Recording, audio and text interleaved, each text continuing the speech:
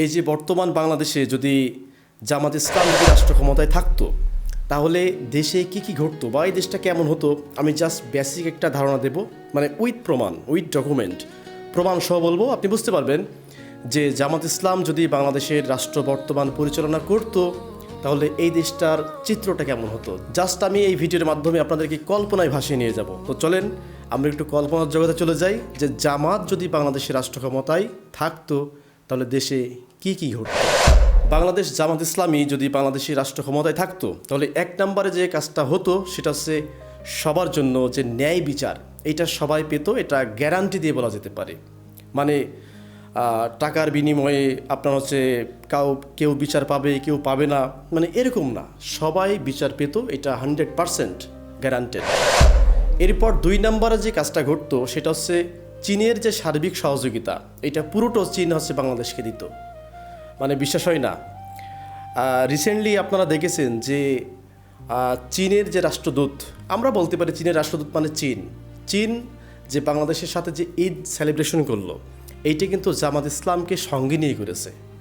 যদিও বাংলাদেশে নির্বাচিত সরকার রয়েছে, তারপরও পাশ কাটিয়ে জামাত ইসলামকে সঙ্গে নিয়ে কিন্তু চীন এই যে ঈদ উদযাপন করলো। এবং জামাতের আমির কিন্তু বলছে যে চীন হচ্ছে অকৃত্রিম বন্ধু হচ্ছে বাংলাদেশের জন্য।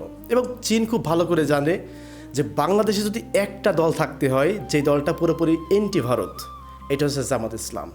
যার ফলে চীনের সার্বিক সাপোর্ট জামাতের উপরে, এবং চীনের যত রকমের সাহায্য সহযোগিতা বলেন সেটা মানে সঙ্গে সঙ্গে, মানে অ্যাপ্লিকেশন করার সঙ্গে সঙ্গে বাংলাদেশের জন্য অকৃত্রিম বন্ধু হয়ে পাশে দাঁড়িয়ে থাকতো চীন যদি রাষ্ট্র ক্ষমতায় বাংলাদেশ জামাত ইসলামী থাকতো। এরপর তিন নম্বরে যে ঘটনাটা ঘটতো সেটা হচ্ছে এই যে আপনারা দেখছেন না যে জুলাই সনদ বাস্তবায়ন নিয়ে কত রকমের টালবাহানা হচ্ছে। এদিকে এনসিপি আর জামাত হচ্ছে আপনার এটা বাস্তবায়ন না করলে তারা কঠোর আন্দোলন করবে, আবার ওইদিকে বিএনপির পক্ষ থেকে বলা হচ্ছে যে আমরা সংবিধানের বাইরে যাব না। তো এই যে একটা অবস্থা, এই অবস্থা যদি জামাত ইসলাম বর্তমান রাষ্ট্র ক্ষমতায় থাকতো তাহলে পরে জুলাই সনদ নামের যে সনদটা আছে এটা এক তুড়িতে বাস্তবায়ন, মানে সেকেন্ডে বাস্তবায়ন হয়ে যেত। মানে এটা নিয়ে বিরোধী দল আন্দোলন করবে কিংবা কোনো প্রশ্ন তুলবে, এটা তোলার সুযোগই থাকতো না, বরঞ্চ নিজ উদ্যোগে বাংলাদেশ জামাত ইসলামী এই জুলাই সনদকে তারা কিন্তু বাস্তবায়ন করে ফেলতো। এটি হচ্ছে তিন নম্বর ঘটনা যদি বাংলাদেশের রাষ্ট্র ক্ষমতায় জামাত ইসলাম থাকতো।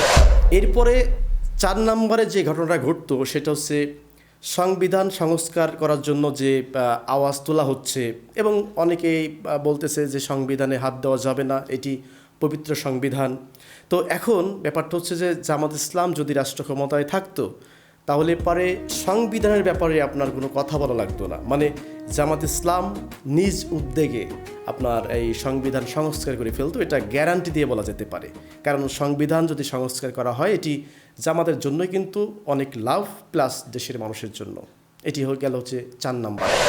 এরপর সর্বশেষ জামাত ইসলাম যদি বাংলাদেশের রাষ্ট্র ক্ষমতায় থাকতো তাহলে 5 নাম্বার যেটা ঘটতো এটি হচ্ছে মানে সবারই প্রত্যাশিত একটি ব্যাপার, সেটা হচ্ছে এই যে বর্তমানে দেখছেন না যে বাংলাদেশের যে তেল সংকট, অনেকে বলছে বৈশ্বিক সমস্যার কারণে এই সংকটটা শুরু হয়েছে, এটি সত্যি কথা।